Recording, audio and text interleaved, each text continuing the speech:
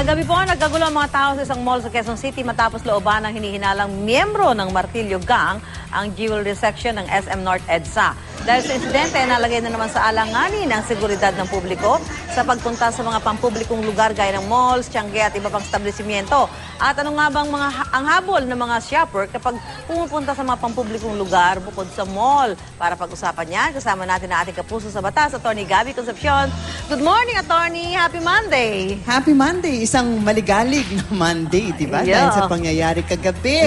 Naku, Paskong siyempre. Pasko. Oo, bago pa matulog, talaga meron pang pumasok na bad news, ano? Oo, dapat nga natutulog na ako eh. Eto, Atty., unahin natin yung nangyari. Yung sa mall sa Quezon City, kung saan nagpanik, natural, yung maraming shopper dahil sa pag-atake ng Martilyo Gang.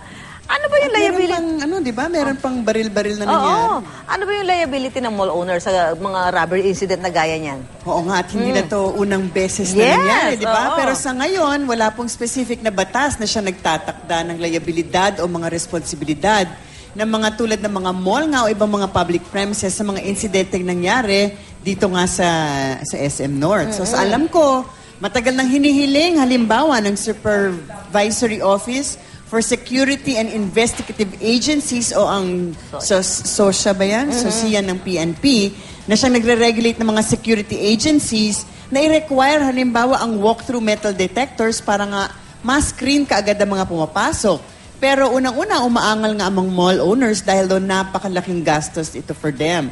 At pangalawa, hindi mo alam kung pinasok. Well, except for the gun, di ba? Pero yung martilyo kasi, baka naibili dun sa hardware. Sa loob. Pero nga, mukhang nagkaroon ng putukan, so mukhang meron nakapagpuslit ng barel na hindi na-detect.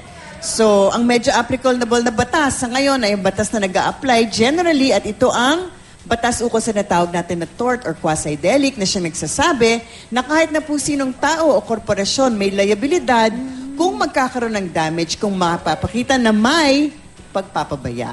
At hanggang ngayon, medyo mahirap nga maghusga. Hanggang hindi pa natin alam talaga kung ano, di ba, paano ang mga pangyayari. So, depende talaga sa pangyayari at resulta ng investigasyon kung meron nga pagpapabaya o wala. So, meron nga daw dalang barel yung isa sa magnanakaw at ito yung mga ilan sa mga katagutang kailangang masagot, di ba? Paano siya napuslit?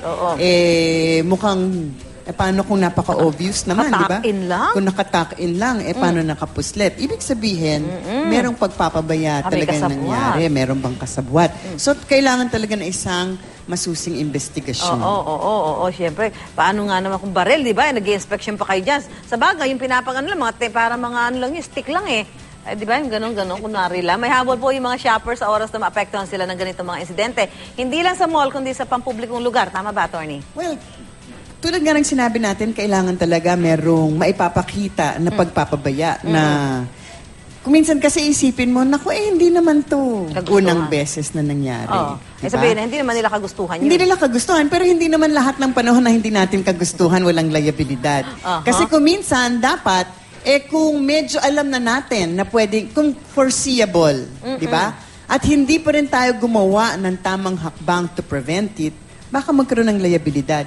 Kasi isang pangyayari na mukhang hindi mo ma-predict na mangyayari at kahit na anong gawin mo, hindi mo mape-prevent kasi talagang yung talagang, 'di ba, yung meron talagang pagpuslit na hindi natin talaga madedetect kahit na kapal ng gusto, imposible.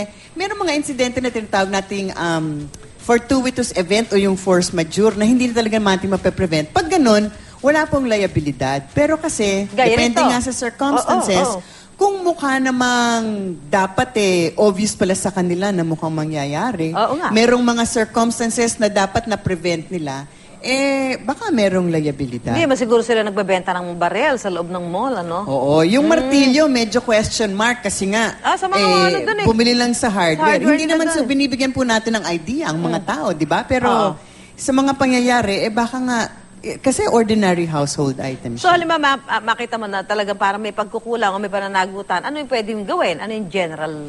Yung general rule nga, kung madiscover nila na meron talagang pagpapabaya, wala tayong recourse kundi mag-file po ng isang kaso na tinatawag nating for yung tort nga or quasi-delict na mayroong liabilidad dahil nga sa pagpapabaya at parang hindi gumawa ng tamang hakbang para ma-prevent ang ganitong klaseng insidente. Siyempre, ang sasabihin ng mga tao, kung hindi kayo nagpabaya, di wala mangyayari. Sasabihin naman nung may-ari ng mall, ang posibleng depensa, contractor ko lang yung security agency, hindi ko rin problema yan. Okay, Pwede. Ang sasabihin naman ng taong bayan, teka muna, mall ka, public place ka. Dapat, kahit na hindi ikaw ang employer ng mga security guard na yan, dapat meron kaming reasonable expectation na poprotektahan mo kami, di ba? So, mga ganyan yung makikita nating mga argument. Ang mga argumento na lulutang. Oo. Like kasi ito, parang yung nangyari dito sa Mega Mall, kailan lang yun eh. Tama ba ako? This year ba yun o last year? Last year. Last year, di ba? Parang at ganun same. din, Martillo Gang din sa jewelry section din. Oo.